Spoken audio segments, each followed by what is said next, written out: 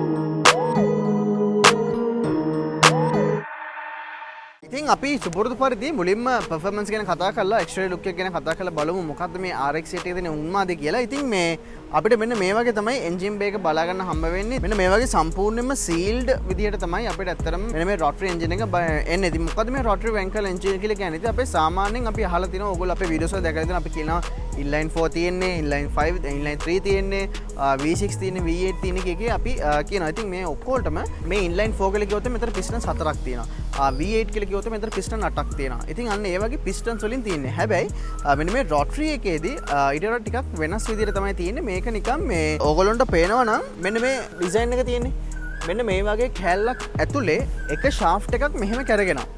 අන්නේ කැරගෙන මම පුළුවන් වුණොත් මම ඒක මේ වැඩ කරන විදිහේ බොහොම ලේසි වීඩියෝ ක්ලිප් එකක් මෙතන දාන්න try එකක් දෙන්නම්. අන්න ඒ වගේ rotary function එකකින් තමයි මේ වාහනේට බලය ලබා දෙන්නේ. ඉතින් මේකේ මේ එන බලය අපේ වාහනේ පිටිපස්සේ රෝදවල තමයි දාන්නේ. ඉතින් මේක බලා ගන්න පුළුවන් මෙන්න මේ Renesas කියන ඒගොල්ලෝගේ ටෙක්නොලොජි එකට තමයි තියෙන්නේ. ඉතින් ඔයගොල්ලන්ට පේනවා මේ Renesas multi side port කියලා තියෙනවා. ඉතින් අන්න ඒ වගේ ටෙක්නොලොජි එකක් තමයි මේගොල්ලෝ මේ rotary engines වල බලා ගන්න හම්බෙන්නේ. ඉතින් මේකේ මේ මං කියන සීරීස් දෙකක් තියෙනවා කියලා. ඒ සීරීස් දෙකේදී අපිට Renesas multi-side port 4 ports and 6 ports and Renesas 2 4 ports and 6 ports කියලා අපිට generations දෙකේදී engines දෙකක් ඇත්තටම බලා ගන්න හම්බ වෙනවා. ඒ වගේම මේකේ මේ 6 ports කියලා කියන්නේ අපේ manual වාහනවල. ඉතින් අපේ මේ manual වාහනවල තමයි අපේ මේ 6 ports කියන එක ඉන්නේ. 4 ports එකේදී අපිට auto එකක් තමයි හම්බෙන්නේ. හැබැයි මේ ටිකක් අමුතු විදිහකට මේකේ manual car එක ඇත්තටම auto එකට වඩා ෆාස්ට් කියලා තමයි හැමෝම කියන්නේ. ඉතින් මේ මම මේ අපේ එන්ජින්ස් වර්ග දෙකේ නැත්නම් ට්‍රාන්ස්මිෂන් එක මොනද වුණත් අපිට 1.3 ලීටර් එන්ජින් එක තමයි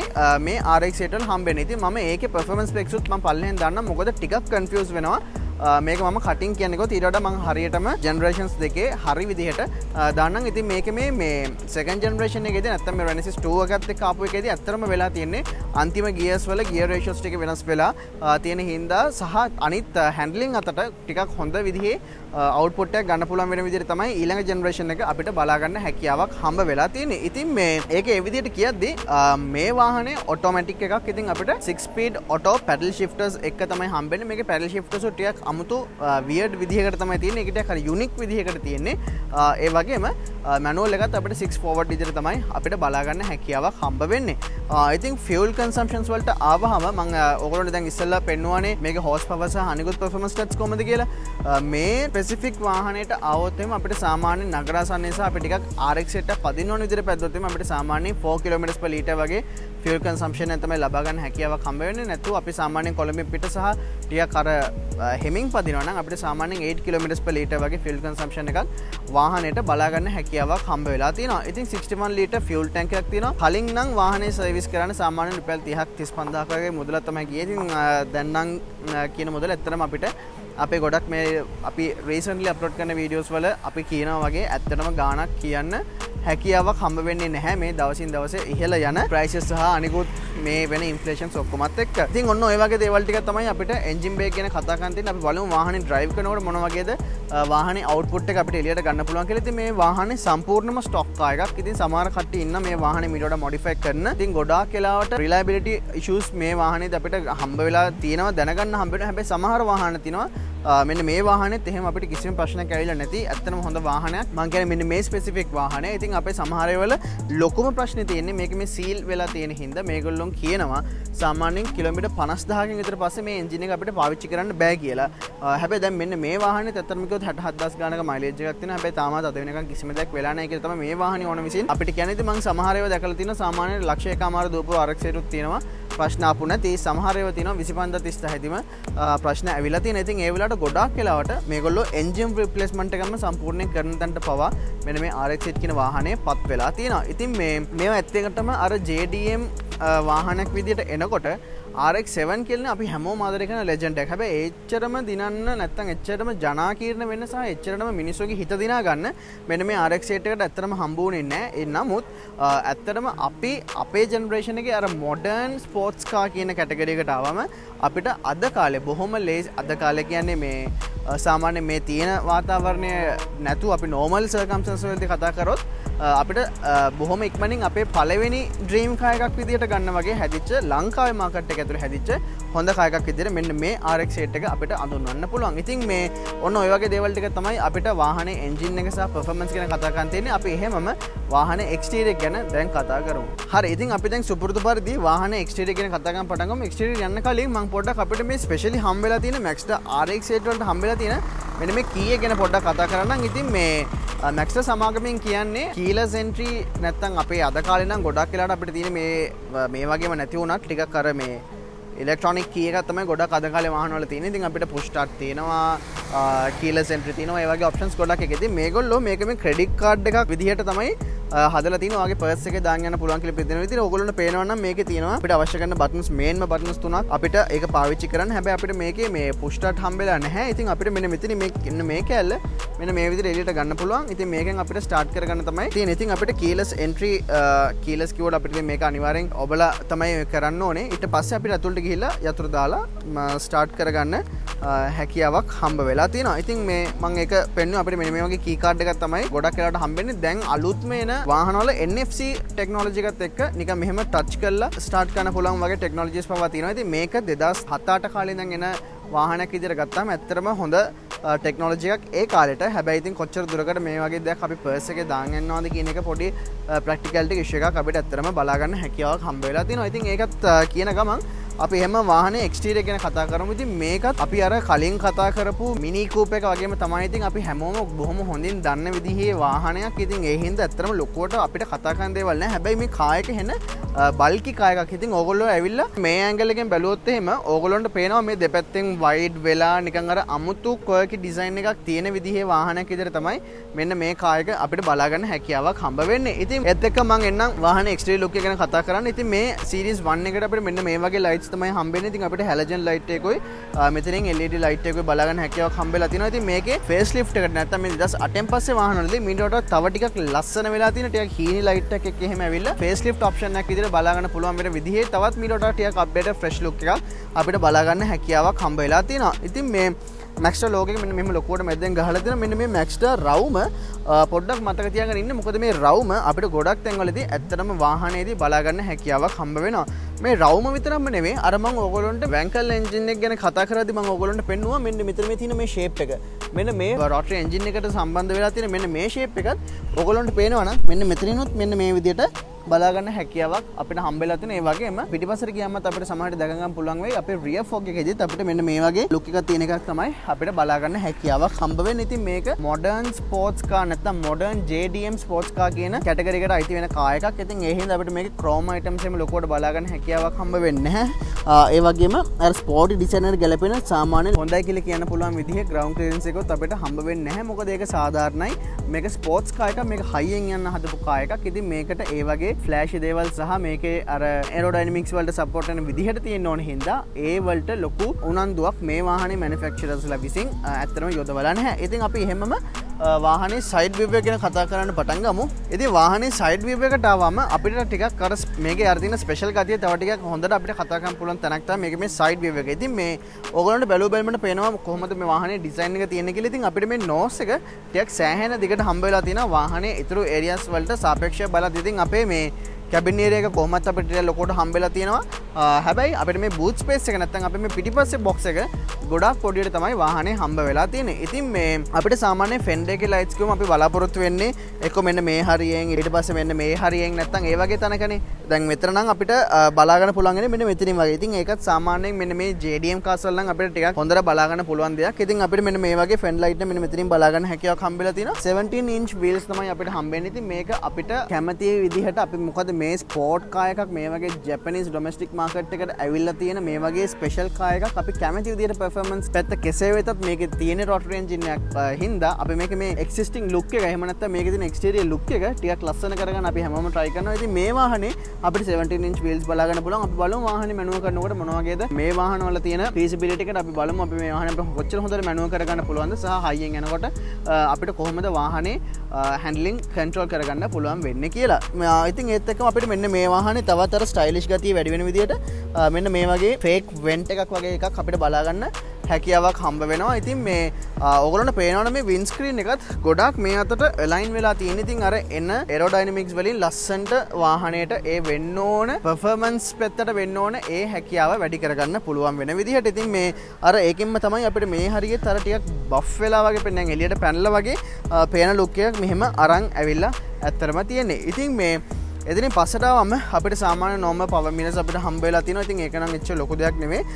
අපිට මෙන්න මේ වගේ keyless entry option එකක් අපිට හම්බ වෙලා තියෙනවා. හැබැයි අපි හැමතිස්සෙම ඒක ඔබලා තමයි අපිට ඒක මැනුව කරගන්න මේ අපිට මෙතන සෙන්සර් එකක් හම්බෙන්නේ නැහැ. ඒ හින්දා අපි අනිවාර්යයෙන් මෙතන ඔබලා තමයි ඒක keyless entry option එක පාවිච්චි කරන්න ඕනේ.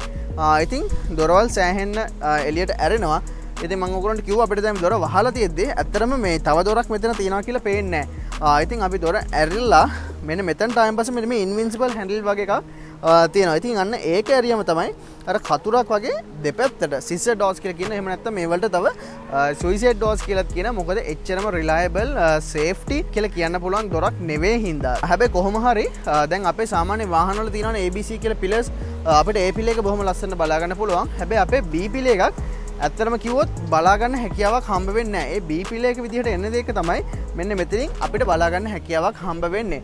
ඉතින් ඒතකොට පිටිපස්සේ කට්ටියට යනවා නම් අපි මෙන්න මෙතනින් තමයි යන්න ඕනේ. ඒකටත් මෙන්න මෙතන මේ තියෙන සීට් බෙල්ට් එකකින් හින්දා පොඩි අපහසුතාවයක් ඇත්තටම කිව්වොත් හම්බ වෙලා තියෙනවා. ඉතින් අපි ඒක හැමතිස්සෙම එහාට කරගෙන තමයි ඇතුළට යන්න ඕනේ. ඉතින් ඒ ටික කන්සිඩර් කරොත් ඇරෙන්න අපිට බොහොම හොඳ ටිකක් අමුතු එක පාරම මේ සම්පූර්ණ ඉන්ටීරියර් එක පේන විදිහේ ටිකක් අමුතු විව් එකක් මෙන්න මේකේ හින්දා අපිට ඇත්තටම කිව්වොත් හම්බ වෙලා තියෙනවා. ඉතින් මේ ඊට අමතරව අපිට මෙන්න මේ වගේ RX8 කියලා කෆ් බෝඩ් එකක් මෙතනින් බලා ගන්න පුළුවන්. ඒ වුණාම ඉතින් අපිට සාමාන්‍යයෙන් දැක ගන්න පුළුවන් වෙන විදිහේ දේවල්. ඉතින් ඔන්න ඔය වගේ දේවල් ටික තමයි අපිට මේන්ලිම කතා කරන් තියෙන්නේ. අපි එහෙමම වාහනේ රියර් විව් එකට ගිහලා බලමු මේක රියර් විව් එක මොන වගේද කියලා. ඉතින් මෙන්න මේ වගේ තමයි අපිට මේ වාහනේ රියර් විව් එක බලා ගන්න හැකියාවක් හම්බ වෙන්නේ. ඉතින් මේ ගේම්ස් වල නම් අපිට අනිවාර්යයෙන් මෙන්න මේ විව් එක නම් බලා ගන්න හැකියාවක් හම්බෙලාම තියෙන. අනේ සෝරි මෙන්න මේ කොහාගෙන් අපිට සෑහෙන ලොකු වදයක් අවිලා තියෙනවා. එයාට අපිට හොයාගන්න විදියකුත් නැහැ. හැබැයි අපි අපේ වැඩේ කරගෙන යමු. හරි. ඉතින් කොහ පොඩ්ඩක් සද්ද නැවැත්තුව අපිට අග්ගලා ආයිත් පටන් ගමු. ඉතින් මේ මෙන්න මේ ඩිසයින් එක නම් අපිට ගොඩාක් වෙලාවට ගේම්ස් වලදී එහෙම බලාගෙන හැකියාවක් හම්බෙලා තියෙනවා. ඉතින් අර මම කිව්වනේ මේකේ මේ රවුම පොඩ්ඩක් මතක තියාගන්න. ඉතින් රවුම මුලින්ම පොඩ්ඩක් අපිට බලාගන්න හම්බ වෙන්නේ මෙන්න මේ අනිත් ලයිට්ස් වලට සාපේක්ෂව ලොකුවට අවිලා තියෙන බ්‍රේක් ලයිට්ස් වලින්. ඉතින් මේ මෙන්න මේ වගේ ඩිසයින් එකක් තියෙන. ඉතින් අපිට අර බොහොම අයිකොනික් මීට පස්සේ ආපු වාහන වල ඇත්තටම බලාගන්න ලොකුවට හම්බ වෙච්ච නැති විදිහේ ඩිසයින් එකක් අපිට මෙන්න මේ RX8 කියන එකෙන් බලාගන්න පුළුවන්. ඊට අමතරව මෙන්න මෙතනිනුත් අපිට තව center mounted brake light එකක් බලා ගන්න හැකියාවක් හම්බෙලා තියෙනවා Maxda RX8. හැබැයි මේ badges මුකුත් තිබ්බේ නැතත් අපිට බලා අනිවාර්යෙන් මේ වාහනේ Maxda RX8 එක කියන එක අඳුන ගන්න හැකියාවක් හම්බෙලා තියෙනවා මේකේ මේ තියෙන iconic design එක හින්දා.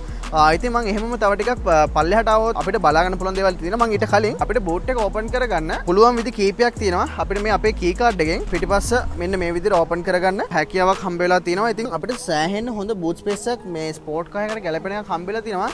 හැබැයි මම දැන් හරියටම මේ බූට් එකේ මේ පල්ලෙහාට ඇඟිල්ල තියන් ඉන්නේ හරියට මෙන්න මේ වගේ ગેප් එකක් පල්ලෙහාට තියෙනවා. ඒ කියන්නේ මෙන්න මේ වගේ ඉඩ ප්‍රමාණයක් පල්ලෙහාට අපිට බලා ගන්න හැකියාවක් හම්බෙලා තියෙනවා. ඉතින් මේ බඩු අපි ඇතුළට දානකොට මේ අපි ගොඩාක් මෙහෙම උඩට අරගෙන තමයි දාන්න ඕනේ. ඉතින් ඒකේ ප්‍රැක්ටිකැලිටි එක බිඳුවයි. ඉතින් ඒ හින්දා හැබැයි මේක ස්පෝර්ට්ස් කාර් එකක්. ස්පෝර්ට් කාර් එකකට එනකොට අපි ප්‍රැක්ටිකැලිටි කියන එක ගැන ඇත්තටම ලොකුවට වද වෙන්නේ නැහැ. ඉතින් මොකද ඔයගොල්ලෝ දැක්කා ඉස්සරහිනුත් අපේ ලොකු ગેප් එකක් නැහැ. ඊට පස්සේ සයිඩ් එකෙන් අපිට ලොකු ග්‍රවුන්ඩ් ක්ලියරන්ස් එකක් බලා ගන්න හම්බ වෙන්නේ නැහැ. ඉතින් ඒ වගේම බූට් ස්පේස් එකට ආවමත් අපිට ඇත්තටම හොඳ බූට් ස්පේස් එකක් තිබ්බට ඇත්තට මේක පාවිච්චි කරන්න පුළුවන් කියන හැකියාව ඇත්තටම අඩුයි. ඉතින් ඔන්න ඔය වගේ තමයි අපිට බූට් ස්පේස් එක ගැන කතා කරන්න තියෙන. අනිත් එක අපි කොහොම හරි උස්සගත්තත් මෙතන මේ තියෙන චූටි ඉඩ ප්‍රමාණය හින්දා අපිට ගොඩාක් වෙලාවට ටිකක් සාමාන්‍ය බොක්ස් එකක්වත් මේක ඇතුළට දාගන්න හැකියාවක් හම්බ වෙන්නේ නැහැ. ඉතින් ඊට අමතරව අපිට මෙන්න මෙතනින් කී එක පාවිච්චි කරලා ඕපන් කරගැනීමේ හැකියාවක් හම්බ වෙලා තියෙනවා. ඉතින් එතනින් පල්ලෙහාට ආවහම මම අර ඉස්සරහින් පෙන්නුවා වගේම අර රොටරි එන්ජින් එකේ තියෙන ඒ ෂේප් එක මෙන්න මෙතනින් බලා ගන්න පුළුවන්. අපිට මෙතනින් සමහර වාහනවලදී රියර් ෆෝග් එකක් පවා බලා ගන්න හැකියාවක් හම්බ වෙලා තියෙනවා. ඊට අමතරව දෙපැත්තෙම ඩුවල් එක්සෝස්ට් එක අපිට හම්බෙලා තියෙනවා. ඉතින් අපි ඒකටත් අනිවාර්යයෙන්ම මේ Maxda RX8 එකේ එක්සෝස්ට් නෝට් එක මොනවද කියලා බලමු. ඉතින් මේ මැද්දෙන් කොහා කියන එක හැබැයි ඇහි සමහර විට හැබැයි අපි බලමු වාහනේ සද්දේ මොන වගේද කියලා.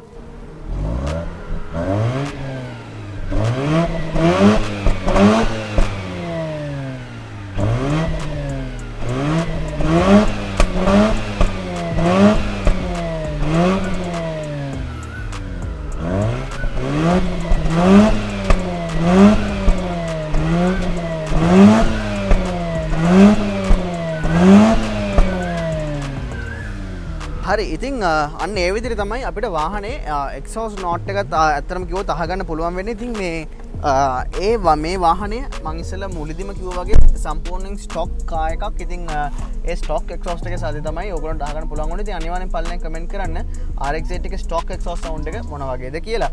ඉතින් ඒත් එක්කම අපි ඉන්ටීරියර් එකට එමු. ඉතින් ඉන්ටීරියර් එකට ආවමත් අර මේ එළිය එක්ස්ටීරියර් එක වගේම තමයි අපිට ඇතුළට ආව ගමන් අර ටිපිකල් JDM vibe එකක් අරන් දෙන විදිහේ, හැබැයි මොඩර්න් විදිහට ඒක අරන් දෙන විදිහේ ඉන්ටීරියර් එකක් අපිට බලාගන්න හැකියාවක් හම්බ වෙලා තියෙනවා. ඉතින් සුපුරුදු පරිදි දකුණු පැත්තෙන් වම් පැත්තට අපි ඔක්කොම ටික කතා කරගෙන යමු. ඉතින් බිල්ටින් කොලිය එකට ආවම අපිට අර මේ ස්පෝර්ට් කාර් එකෙන් බලාගන්න පුළුවන් වෙන විදිහ අර සින්තටික් ලෙදර් වගේ මැටීරියල්ස්, ඊට පස්සේ මේ වගේ ෆැබ්‍රික් සීට්ස්, බකට් සීට්ස්, ඒ වගේම මේ ලෙදර් ස්ට්‍රැප් ස්ටීරිං වීල් එක, ඊට පස්සේ අර ස්ක්‍රැචි ප්ලාස්ටික් ටිපිකල් ජැපනීස් ස්ක්‍රැචි ප්ලාස්ටික්ස්, ඒ වගේ දේවල් ඉතින් වාහනේ බලාගන්න හැකියාවක් හම්බ වෙනවා. හැබැයි මේක ස්පෝර්ට්ස් කාර් එකක්. ඒ හින්දා අපිට ඒවා ඕන තරම් ඉග්නෝර් කරන්න හැකියාවක් ඇත්තටම ගියොත් හම්බ වෙලා තියෙනවා. ඉතින් මේ දකුණු පැත්තේ එනකොට අපිට මුලින්ම ග්‍රැබ් හැන්ඩල් එකක් මෙතනින් හම්බ වෙනවා. පවර් මිරර්ස් හම්බ වෙනවා, පවර් වින්ඩෝස් හම්බ වෙනවා, බෝස් සවුන්ඩ් සිස්ටම් එකක් හම්බ වෙනවා. ඉතින් ඒක ඇත්තටම කිව්වොත් අපි මේ ඔප්ෂන් එකක් මේ RX-8 එකට එන. ඉතින් ඒක අපි අනිවාර්යෙන් වාහනේ පර්චේස් කරනවා නම් ඒක ගැන අනිවාර්යෙන් ඔයා කන්සිඩර් කරන්න ඕනේ. ඉතින් ඒත් එක්කම මෙතනින් දකුණට ආවෙන් පස්සේ අපිට මෙන්න මේ වගේ ස්ටීරිං වීල් එක බලා ගන්න පුළුවන්. ඉතින් අන්න අර මං කියවනේ බ්‍රේක් ලයිට් එකකින් අර රවුම ගැන. ඉතින් රවුම් 1යි 2යි ඊට පස්සේ මැස්ටර් ලෝගෝ එකත් එක්ක රවුම් 3යි, ලොකුම රවුමත් එක්ක රවුම් 4යි. ඉතින් මෙන්න මේ රවුම් අපිට මේ වාහනේ ගොඩාක් තැන්වල ඇත්තටම කිව්ව බලා ගන්න හම්බ වෙනවා. දැන් මෙතන මේ ස්ක්‍රීන් එක තියෙනවා. මේ ස්ක්‍රීන් එක ඇතුලේ තව තියෙන පැනල් එකක්, ඒකත් රවුම්. ඒවා ඇතුලේ තියෙන අනිත් ඒවත් සෑහෙන රවුම් ගොඩක් තමයි බලා ගන්න හම්බ වෙන්නේ. හැබැයි එහෙමයි කියලා මේගොල්ලෝ අර එළියේ තියෙන රොටරි සිම්බල් එක තියෙන අර ත්‍රිකෝණය වගේ එක, ඒක අපිට මෙන්න මෙතනින් බලා ගන්න පුළුවන්. ඉතින් මේක ගොඩක් අර මේ වාහන ගැන දන්නේ නැති කට්ටියට ඒක ලොකුවට තේරෙන්නේ නැහැ. හැබැයි මේක අපි හරියට බලුවොත් එimhe ඇත්තටම අපිට මේ රොටරි එන්ජින් එකේ බලා ගන්න පුළුවන් ඒ ෂේප් එක තමයි අපිට අන්න එතනින් හම්බ වෙලා තියෙන්නේ. ඉතින් මම ආයෙත් ස්ටියරිං වීල් එකට ආවොත් එහෙම අපිට মাল্টি ෆන්ක්ෂන් ස්ටියරිං වීල් එකක් හම්බ වෙලා තියෙනවා. ඉතින් අපිට වොලියුම් අප් ඇන්ඩ් ඩවුන් සහ මේ වලට අදා ගන්න ඔප්ෂන්ස් ටික බලා ගන්න පුළුවන්. වගේම අපිට සාමාන්‍යයෙන් ස්පෝර්ට් කාර්ස් වල පැඩල් ෂිෆ්ටර්ස් බලා ගන්න පුළුවන්. ඒක ලොකු දෙයක් නෙමෙයි. හැබැයි මේකේ අපේ මේ දෙපැත්තෙම තියෙන්නේ අප් කියලා පැඩල් ෂිෆ්ටර්ස් දෙකක්. ඊට අමතරව මෙන්න මෙතනත් අපිට මෙහෙම පුෂ් කරන්න පුළුවන් එකක් හම්බෙලා තියෙනවා. ඒක ගහලා තියෙනවා ඩවුන් කියලා. ඉතින් ඇත්තටම වෙන්නේ මට ඒක ඔයගොල්ලන්ට පෙන්වන්න පුළුවන් වුණොත් එහෙම ඔයගොල්ලන්ට පේනවනේ මෙන්න මෙතන දැන් 1 කියලා තමයි තියෙන්නේ. ඉතින් ඒක මම අප් කරාම ඒක සෙකන්ඩ් එකට වැටෙනවා. හැබැයි හරියනම් අපි මේ පැත්තට කරා මේක ෆස්ට් එකට ආයි වැටෙනවා. හැබැයි එහෙම වෙන්නේ නැහැ. ඩවුන් කරනවා නම් අපි මෙන්න මේ උඩ එක තමයි ඇත්තටම කිව්වොත් ඔබන්න ඕනේ. ඒතර හැබැයි අපිට මේකත් දාලා ආයෙත් මේකිනුත් දාන්න පුළුවන්. ඉතින් එතකොට ඔයාලට ඇත්තටම ප්‍රශ්නයක් නැහැ. ඔයාලට මෙන්න මෙහෙම තමයි ඩ්‍රයිවිං පොසිෂන් එක ගන්නෙ.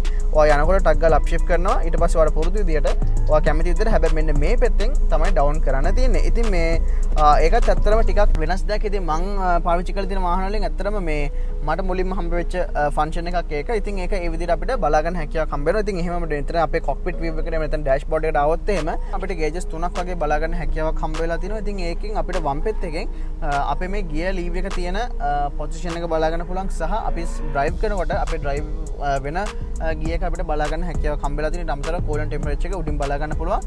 මැද්දෙන් ලොකුවට අපිට all the way up to 9000 rpm වෙනකන් තියෙන අපිට කොමෙන්ට් එක බලා ගන්න පුළුවන්. නැත්නම් rev count එක බලා ගන්න පුළුවන්. ඉතින් ඊට පස්සේ දකුණු පැත්තෙන් අපිට heat එක සහ අපේ fuel gauge එක බලා ගැනීමේ හැකියාවක් හම්බෙලා තිනවා.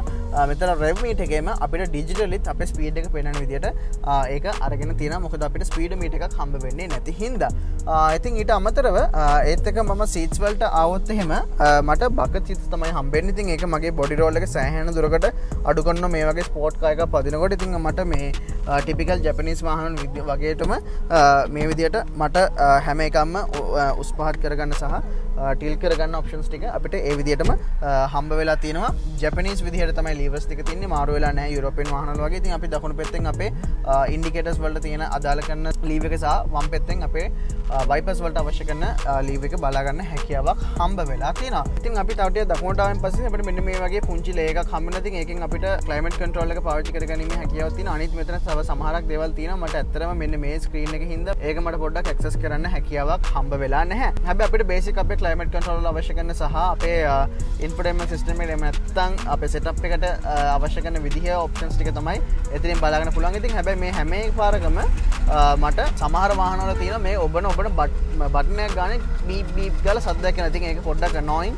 හැබැයි මේ වාහනේදී මම මොකක් හරි හේතුවකට ඒ සද්දය අපිට ඇහෙන්නේ නැහැ. ඉතින් එතනින් පස්සට ආවම අපිට මෙන්න මේ වගේ තමයි අපේ ඔටෝමැටික් ගියර් නොබ් එක බලාගන්න හැකියාවක් හම්බෙලා තියෙනවා. ඉතින් PRND කියලා තියෙනවා. ඊට පස්සේ ආයෙත් දකුණට දාගත්ත ගමන් අපිට අර වගේ ට්‍රිප්ටොනික් ෆන්ක්ෂන්ස් ටික අපිට මෙන්න මේ විදිහට බලාගන්න හැකියාවක් හම්බ වෙලා තියෙනවා. ඉතින් මේකේ මැනුවල් එකේදීත් අපිට මෙන්න මෙතන අර මං කිව්වා වගේ මෙන්න මේ වගේම ඩිසයින් එකක් බලාගන්න පුළුවන්. මෙතන මෙන්න මේ හෙඩ් එකේ 1 2 3 4 5 6 කියලා සහ රිවර්ස් එකත් එක්ක ඒ තියෙන එකටත් එක්ක මෙන්න මේ ටිකක් වියර්ඩ් හෑන්ඩ් බ්‍රේක් එකකට නම් අපිට හම්බෙලා තියෙනවා. අපිට සාමාන්‍යයෙන් හම්බ වෙන්නේ ටිකක් එක මේකක්. මේක හැබැයි මේ වෙන කෑල්ලක් වගේ තනියම අර ෆ්ලෑග් එකක් වගේ එකක් එක්ක තමයි තියෙන්නේ. හැබැයි ඒක හොඳට නිකන් අර ග්‍රෑබ් හැන්ඩල් එකක් වගේ තියෙනවා. හැබැයි මේක ග්‍රෑබ් කරොත් එහෙමනම් ටික ප්‍රශ්න ඇති වෙන්න තියෙන හැකියාව සෑහෙන්න වැඩි.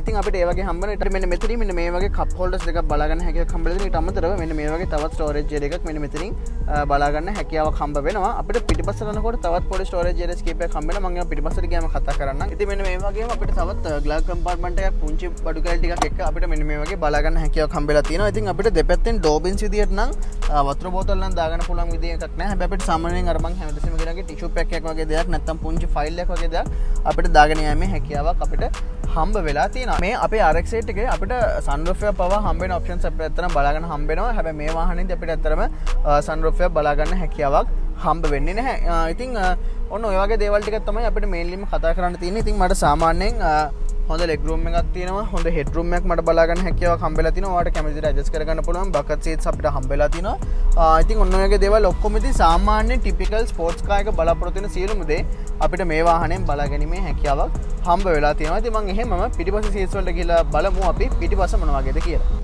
හරි. ඉතින් සාමාන්‍යයෙන් අනිත් සාපේක්ෂ 2 door ස්පෝර්ට්ස් කාර්ස් වලට වඩා බොහොම පහසුවෙන් ඇත්තටම කිව්වොත් අපිට වාහනේ ඇතුළට යෑමේ හැකියාවක් තියෙනවා. ඉතින් මම මගේ ඇත්තටම ඩ්‍රයිවිං පොසිෂන් එකටම සීට් එක දාලා එන්නම්. ඒතකොට මට හොඳටම කම්පෙයාර් කරන්න පුළුවන් මේ වාහනේ රියර් සීට්ස් වල කම්ෆර්ට් එක සහ අපිට කොච්චර දුරට ප්‍රැක්ටිකල්ද කියන එක. හරි. මම දැන් සීට් එක පස්සටම අරගෙන තියෙන්නේ. තාමත් මට සාමාන්‍යයෙන් හොඳ මගේ thighs almost සීට්ස් වල ගෑවෙනවා. ඉතින් මගේ සාමාන්‍යයෙන් 5ක් විතර උස. ඉතින් මට සාමාන්‍යයෙන් හොඳ ලෙග් රූම් එකක් හම්බෙලා තියෙනවා. හෙඩ් රූම් එකක් හම්බෙලා තියෙනවා. ඉතින් මේ මට සීට්ස් උනත් මේ අපි අනිවාර්යෙන් මේ දොරවල් වහනකොට මුලින්ම මෙන්න මේ දොර තමයි වහන්න ඕනේ. නැත්නම් දෙක මෙහෙම හරියට ක්ලික් වෙන්නේ නැහැ. ඉතින් මෙන්න මේ ඕගොල්ලෝ දකින්න මේ සීට් බෙල්ට් එක ඇත්තටම මේ ඉස්සරහා සීට් එකට යන්න ඕන සීට් බෙල්ට් එක තමයි තියෙන්නේ. ඉතින් අපිට පිටිපස්සෙන් මෙන්න මේ වගේ තවත් සීට් බෙල්ට් එකක් අපිට හම්බ වෙලා තියෙනවා. ඉතින් මේ මෙතනිනුත් අපිට ග්‍රෑබ් හැන්ඩල් එකක් හම්බෙලා තියෙනවා. මේ වින්ඩෝස් අපිට ඕපන් කරන්න පුළුවන් මෙන්න මේ වගේ විදිහකට විතරයි. ඉතින් අපිට ඊට වඩා මේක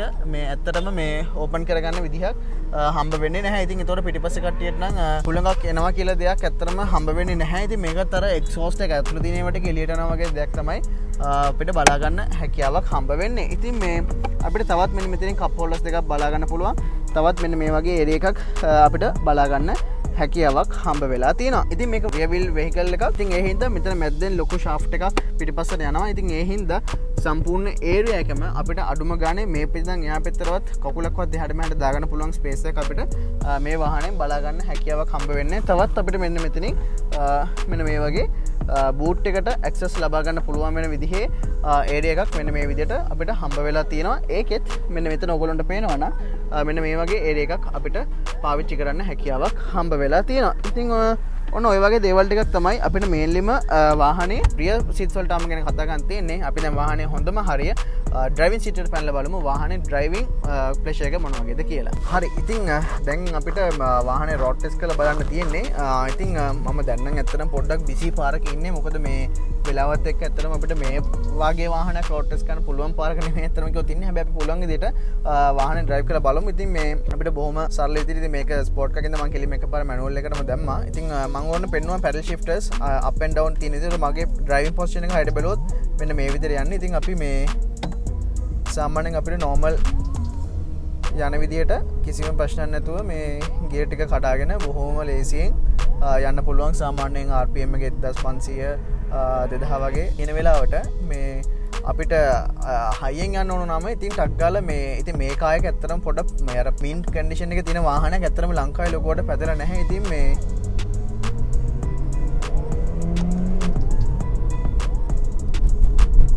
බම්සුත් එක්ක ටිකක් අමාරු යන්න. ඉතින් මේ වාහනේ රයිඩ් ක්වොලිටි එක ගත්තොත් එහෙම හිතන තරම් අමාරුවක් නැහැ, අපහසුතාවයක් නැහැ. හරිම කම්ෆර්ටබල් විදියට අපිට යා ගැනීමේ හැකියාවක් තියෙනවා. ඉතින් මේ බම්ස් වලින් දානකොට උනත් මේ අපිට එහෙම ලොකුවට අමාරුවක් තේරෙන්නේ නැහැ. ඉතින් අර ස්පෝර්ට් කාර් එකකට ගැලපෙන්න ඕන විදිහට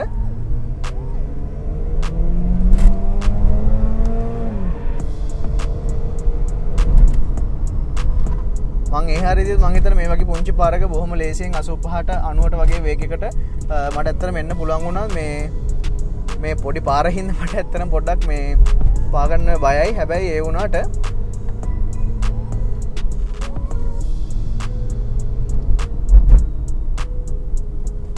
මේ කාර් එක මං අර කිව්වා වගේ ස්ටොක් කාර් එකක්. ඉතින් ස්ටොක් කාර් එකක් විදියට ඉතින් ඇත්තටම අපිට සෑහෙන හොඳ මේ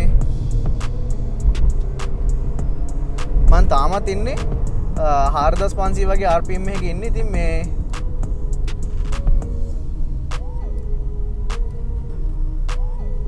බොහොම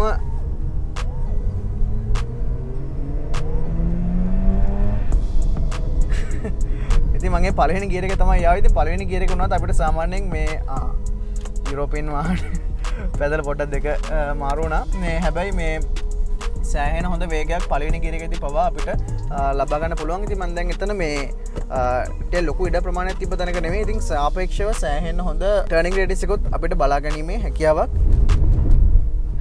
රියර් වීල් ඉඳ පොඩ්ඩක් වීල් ස්පින් එකකුත් ආවා.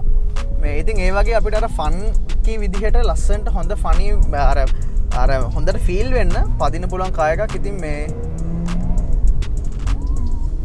පාරේ ඉඩ තව තිබ්බනම් මේ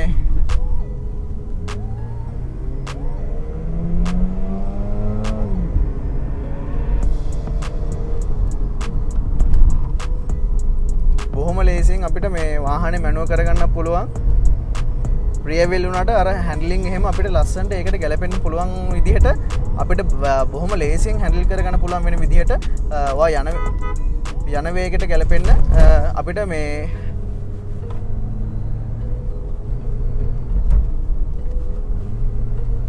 හැන්ඩල් කර ගැනීමේ හැකියාවක් අපිට ඇත්තටම කිව්වොත් මේ RX-8 එකෙන් හම්බ වෙලා තියෙනවා.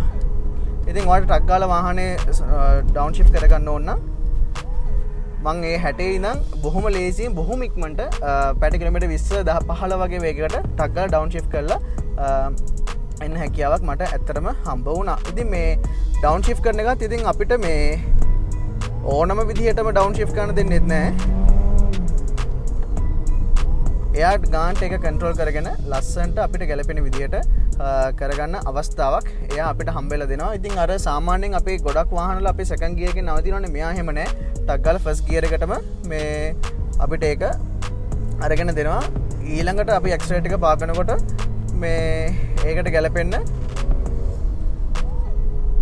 ඒ ඇක්සලරේෂන් එක එකපාරින්ම ගන්න පුළුවන් වෙන විදිහට. ඉතින් මේ අර මේ මම බකට් සීට්ස් වල ඉන්නේ හින්දා මගේ බොඩි රෝල් එක ඇත්තටම කිව්වොත් නැති තරම්.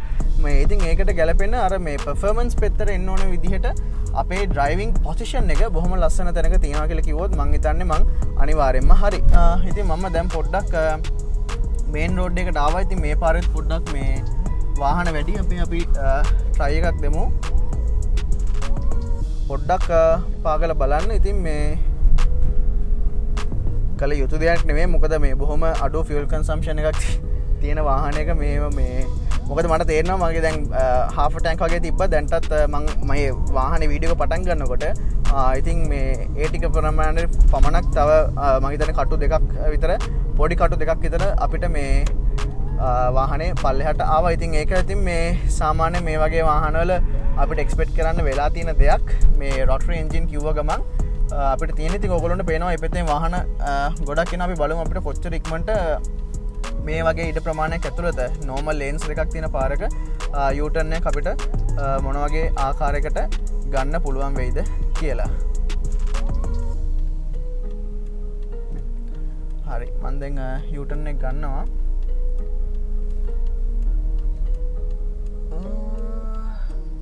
හරි ෆාස්ට්. ඉතින් අපිට ලේන්ස් දෙකම යනවා.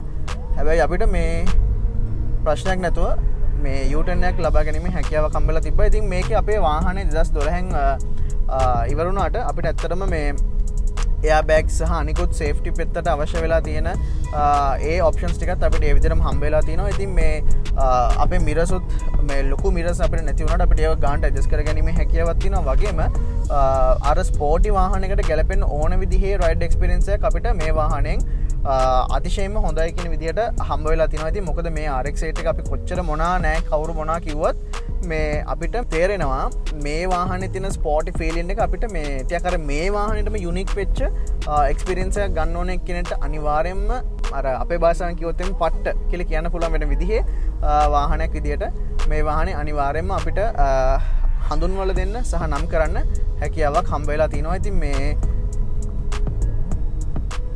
වාහන ගොඩක් තියෙන ඉඳ ඇත්තටම මේ මට ලොකුවට පාගන්න බෑ. ඉතින් මේ වගේ අන්යුෂුවල් රිස්ක් එකක්වත් මේ වෙලාවේ ගන්න එක හොඳ නැහැ. ඉතින් මමත් දැන් මේක මේ වීඩියෝ එකේ විදියට කරාට ඇත්තටම මේ නොකළ යුතු දෙයක් මම ඒක පිළිගන්නවා අනිවාර්යයෙන්ම. ඉතින් ඔන්න ඔය වගේ දේවල් ටිකක් තමයි අපිට මේ කතා කරන්න තියෙන්නේ මෙන්න මේ Maxda RX-8 එක ගැන. ඉතින් ඔයගොල්ලෝ දන්නවා අපේ Rear7 YouTube channel එක මම නිපුල් දෙමි. ඔයගොල්ලෝ අපේ නිපුලිත් කාස් channel එක දැකලා ඇති. ඉතින් අපි දෙගොල්ලොම එකතු වෙලා මේ කරන්නේ අපිට ගන්න පුළුවන් ඩ්‍රීම්ස් තියෙනවා. ඒ වගේම අපිට එදිනෙදා දකින්න හම්බෙන අපිට දවසක මගේ ඩ්‍රීම් එකට යනකම් මට මේ වාහනේ පර්චේස් කරන්න පුළුවන්.